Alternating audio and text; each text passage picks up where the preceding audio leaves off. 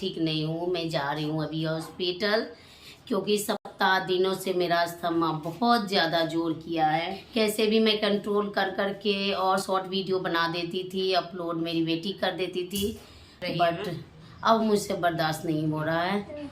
और ये देखिए, कल इतना ज़्यादा दर्द था कि ऐसे ऐसे मैं नाक कर रही थी तो मेरा नाक का गिर गया। तो सत्यम गया है, बोल रहा है कि ऐसे हॉस्पिटल ना जाओ, 5 रुपया का गया है नाक का लाने, वो मैं पहनती हूँ। इस 7 दिन से मेरे घर में मेरी बेटी ही खाना पका रही है, मैं नहीं पका रही हूँ। क्योंकि ये देखिए रोटी बना रही है मेरे खाने के लिए। पहले मैं अस्थमा के डॉक्टर से मिलती हूँ। आपको शायद नहीं पता होगा, जो लोग ब्लॉग देखे होंगे वो जानते होंगे।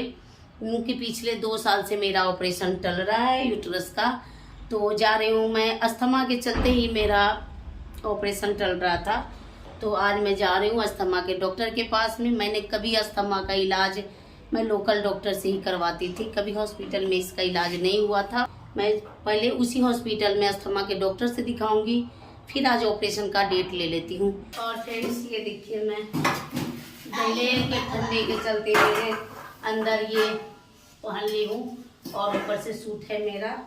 और मैं अब देखिए मैं सेफ्टी हो गई, क्योंकि गले में ठंडा नहीं लगना चाहिए। फ्रेंड्स मैं मास्क भी पहन लेती हूँ। और देखिए मास्क तो इस पर से आ ही नहीं रहा है, तो मुझे दुपट्टा खोलना पड़ेगा।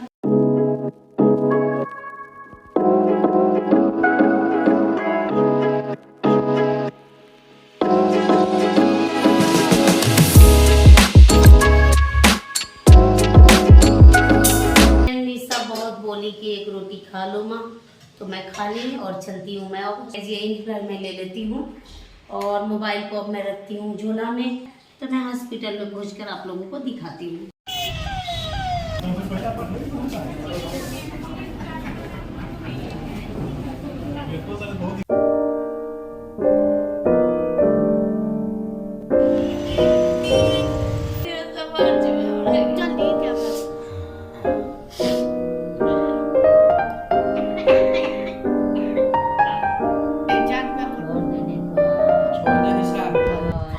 घर पे आ चुकी हूँ और मेरा जो टेस्ट लिखे थे ना डॉक्टर, मेरा कुछ नहीं होगा, कुछ नहीं हुआ मेरा।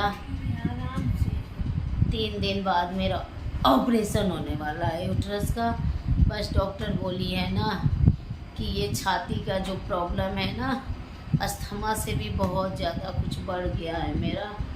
तो अस्थमा से भी ज़्यादा कोई ग्रेड पर पता नहीं कौन सी बीमारी होती है, उसके लिए मेरे 7,500 का, देखिए मैं आपको दिखाती हूँ, नहीं तो आप लोग बोलेंगे ये नहीं है बेटा। ये पकड़ो तो निशा निकाले कागज, का नाम निकाला था नहीं, तो रखो। ये देखिए फ्रेंड, पता नहीं आप लोगों को दिख रहा है कि नहीं। ये देखिए गाइस, ये मेरा जांच 7,500 का है।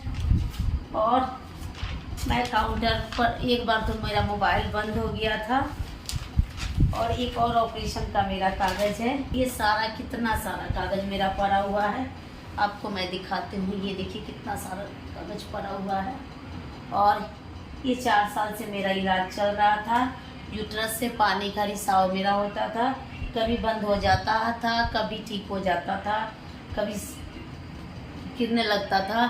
तो डॉक्टर मेरा इलाज, पहले तो कोई भी डॉक्टर नॉर्मली दवा करेगी, सही हो जाता था तो बोलती थी कि बच्चेदानी मत निकलवाओ। और साल भर ऐसा इलाज की जिससे मेरा प्रॉब्लम कुछ हद तक तो कम हुआ। इधर साल भर से मेरा प्रॉब्लम और ज़्यादा बढ़ गया है। 2-3 बार मैं गई डॉक्टर के पास में, तो अस्थमा के चलते उन्होंने बोला कि पहले अस्थमा को कंट्रोल करके आओ। देखिए ये मेरा ये इनहेलर है, इसको मैं यूज करती थी और लोकल डॉक्टर का ही एक दवा खाती थी, जिसका दाम था 150 रुपया। और कभी कभी भाप वगैरह ले लेती थी। बट मुझे इतना नहीं पता था कि मेरे चेस्ट में इतना इन्फेक्शन है कि शायद इसकी वजह से मेरा ऑपरेशन भी टल जा रहा है। तो मैंने लास्ट में आके, मेरा प्रॉब्लम ज़्यादा बढ़ गया, तो मैं जाके अपना चेस्ट दिखाई हूँ। लास्ट में मेरा प्रॉब्लम इतना ज़्यादा छाती का बढ़ गया है कि मैं 3 दिन से सुई, मैं तो कल ही जाने के लिए तैयार हुई थी, बट मुझसे नहीं चला गया। और 2-3 सुई मेरा इंजेक्शन देखिए यहाँ पर, तो मैं आज उठ के गई हूँ। और मेरा छाती का इन्फेक्शन प्रॉब्लम क्या है क्या नहीं है, उसका तो 2 ब्लड रिपोर्ट है और एक छाती का एक्सरे होता है। वो एक्सरे है कि पता नहीं क्या है, 3000 का वो छाती का सिर्फ फोटो होगा कि क्या होगा, मतलब कुल मिला के 7,400 रुपये लग रहे हैं। फ्रेंड्स, मैं आपको ये भी बता दूं कि काउंटर पर मैं बहुत ज़्यादा रो रही थी, हॉस्पिटल में भी मैं रो रही थी। मैं मरने से नहीं डरती हूँ कि मैं मर रही हूँ तो रो रही हूँ कि क्या है, मैं इसलिए डर रही थी ना कि किसी और लड़की के मोबाइल से मैं कॉल करवाई अपने पति के पास और बोली कि इतना पैसा डाल दो, जो पैसा जमा कर रहे थे बिल बना कर दे रहे थे, बट वो मुझे वहीं पे गाली देने लगा, मर जा। बताइए, जो KEC में जॉब करता है उसके लिए 7,500 कोई बड़ा चीज़ नहीं होता है। इसलिए मैं बहुत ज़्यादा रो रही थी। मेरा मोबाइल बंद था, नहीं तो मैं आप लोगों को वो सीन भी दिखाती, कैसे लोग मेरे पास इकट्ठे हुए थे और सब मुझे दिलासा दे रहे। दिलासा तो हर कोई दे रहा था, बट 100 रुपया भी कोई नहीं दे सकता है ना। तो मैं बहुत देर रो के बहुत देर वेट की। उसके बाद लास्ट में जब मैंने अपने घर भी कॉल किया, घर से भी पैसे का कोई रिस्पॉन्स नहीं आया, पैसे की बात पर कोई कुछ ना बोला। मैंने ससुराल भी कॉल किया, वहाँ भी पैसे के बात पर सब बोल रहे हैं कि अपना गहना बेच दो, बट ऐसे कोई पैसा नहीं देगा मुझे। तो मैंने कागज़ ही सब रख दो बेटा। तो लास्ट में मैंने अपने 2-4 मैं तो पहले ही सारे गहने बेच दी हूँ अपना, और लास्ट में कॉल की कि मेरा जो भी गहना बचा कुचा है उसको बेच के मुझे पैसे से भिजवा दो कि मैं अपना इलाज करा लूँ और मैं जीऊँगी तो बहुत गहने बनेंगे। पहले ही बहुत सारा बेच दी हूँ और 2-4 हुए वो पड़े हुए हैं। पहले तो मैं 1-1, 2-2 घंटे पढ़ लेती थी, अब तो लग रहा है कि 5-5 मिनट पर मुझे लेना पड़ रहा है। अब बताइए ऐसे पति का क्या बोला जाए। मेरा पति हमेशा हमको दुख दिया है, हमेशा, कभी मेरा साथ नहीं दिया है, कभी नहीं। मेरे 3 बच्चे कहाँ पैदा हुए उसको ये भी नहीं मालूम होगा। अगर उसके बारे में मुंह खोलने के लिए बोलती हूँ ना तो बोलता है कि जो 15,000 देते हैं वो भी नहीं देंगे। जो खाने के लिए पैसा भेजता है उसके लिए गाली देता है। बच्चों का जो पढ़ाई चल रहा था उसको 1 साल से छुड़वा दिया है, उसके लिए गाली देता है। और मैके के लोग से बोलती हूँ तो वो बोलते हैं कि गांव जाके रहो। सिर्फ रूम रेंट ही ना, गांव में मेरी स्थिति ऐसी थी ना, एक सामान के लिए मैं रोती थी किसी के सामने, क्योंकि मेरे बच्चे छोटे छोटे थे। बहुत भयानक कंडीशन था मेरा गांव में, क्या मैं बोलूँ। पानी ले वो तो ये निशा पानी दो। बच्चे का तो क्या बताऊँ, आप समझ ही सकते हो आप लोग ना कि इतना छोटा बच्चा का कौन आधार होगा जी। कुछ हो जाएगा मुझे तो ऐसे कभी पास नहीं आता है, लेकिन जब बीमार होती है ना एकदम चिपका रहता है। बोल रहा था कि मैं पैसे कमाता तो मम्मी का जान बचा लेता। साल भर से मैं बहुत ज़्यादा परेशान थी। कभी सुबह उठूँगी तो हांफने लगूँगी, गिर जाऊँगी। और वीडियो का जुनून मेरे पास इतना था ना, मैं पता है फ्रेंड्स मैं क्यों कामयाब होना चाहती थी, क्योंकि मैं अपना अच्छे से इलाज करवाना चाहती थी। ये दमा मुझको खा गया था और यूट्रस तो मुझे 2 सालों 3 सालों से परेशान कर ही रहा है। तो मैं इसी सब के लिए अपना यूट्यूब चैनल खोली थी। खाने के लिए मेरे पास पैसे थे, गाली देकर भी पैसे खाने के लिए आते थे। बस बीमारी के लिए एक डॉक्टर के पास मेरे पैसा आता था, वो मैं सर के डॉक्टर से दिखाती थी, ये माथा दर्द का, उसका एक पैसा 2,000 रुपया आता था बस, और किसी डॉक्टर के लिए नहीं आता था। तो खाने के पैसे मेरा डॉक्टर में ही खर्च हो जाता था ना, इसलिए मेरा इलाज और खान पान की कमी से और इलाज भी सही ढंग से नहीं हो सका। इसलिए मेरा ज़्यादा इतना प्रॉब्लम बढ़ गया।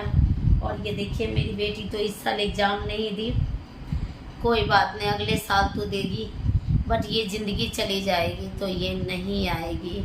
इसलिए फ्रेंड्स मैं आप लोगों से बार बार बोलती थी कि मेरा ब्लॉग देखिए और आप लोग ऑटोमेटिक मेरे भगवान बन जाते या मेरे भगवान हो अभी भी। बट लास्ट टाइम में भी मेरा पति का ऐसा रुख देख के ना, कभी उसको मैं माफ़ नहीं करूँगी। बोली ना कि मर जाऊंगी तब भी उसको माफ़ नहीं करूंगी, उसने जैसा मेरे साथ किया है। उसके कंपनी से कार्ड बना हुआ है ना, उसी कार्ड पे मेरा ऑपरेशन होगा। मैंने पहले से ही बनवा के रख दिए हैं। बोल रहा था कि अगर पैसा लगता ना तो मैं वो भी ऑपरेशन नहीं कराता।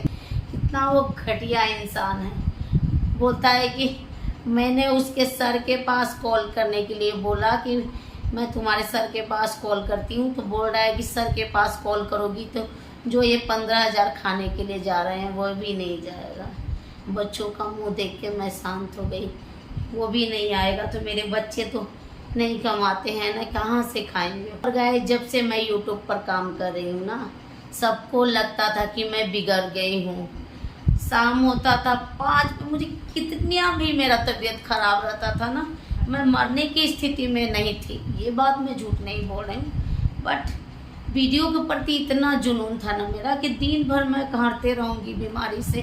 कभी इधर दुखेगा, कभी उधर दुखेगा, फिर भी मैं शॉर्ट वीडियो के लिए तैयार हो जाती थी कि मेरे पैसे शायद यूट्यूब से आने लगेंगे ना तो मैं अच्छे से अपना इलाज कराऊंगी।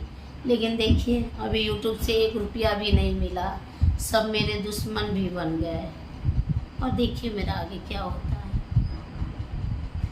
कल डॉक्टर बुलाया है, आज तो मैं कुछ नहीं करा पाई, बट कल बुलाए हैं डॉक्टर और बोले हैं कि कल संडे है ना, कल अगर पैसा कहीं से भी मिल जाता है मुझे।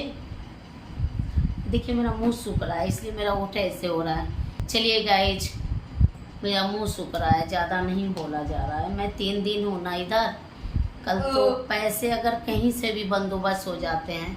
मैं ससुराल कॉल की थी, मेरा 1-2 गहना है उसको बेचने के लिए, तो देखिए कहीं से मेरे पैसे आ जाते हैं। मैं अपने गहने बेच के ये छाती का ये कराऊंगी, उसके बाद मैं ऑपरेशन कराने जा रही हूँ। आप लोगों की दुआ, आप लोग दुआ दीजिएगा मैं अपने बच्चों के लिए ज़िंदा रहूँ। और ये जो मेरा छाती का इन्फेक्शन इतना ज़्यादा बढ़ गया है, ख़तरनाक हो गया है, वो कम से कम ऑपरेशन टाइम सही रहे, क्योंकि बड़ा ऑपरेशन होने वाला है ना। ये ब्लॉग मैं यहीं पे समाप्त करती हूँ। अगर कल सही रही, 3 दिन मेरे पास टाइम है तो 3 ब्लॉग मैं ज़रूर बनाऊँगी, ऐसे बैठ के ही बनाऊँगी। और आप लोग भगवान से दुआ कीजिए। देखिए मेरा मुंह बार बार सूख रहा है, भगवान से दुआ कीजिए कि मैं सही हो जाऊँ। मैं ज़िंदा रहूँगी तो आप लोगों के लिए, मेरा यूट्यूब से पैसा मिले ना मिले, मैं आप लोगों का मनोरंजन कराऊँगी रील्स बना के, भले ब्लॉग बनाऊँ या ना बनाऊँ। और आप लोग अगर ब्लॉग पर सपोर्ट करते हो तो मैं ब्लॉग बनाऊँगी। तो गाइस चलिए, आप लोग खुश रहिए अपने फैमिली के साथ, हंसते रहिए, मुस्कुराते रहिए। Tata bye bye, take care.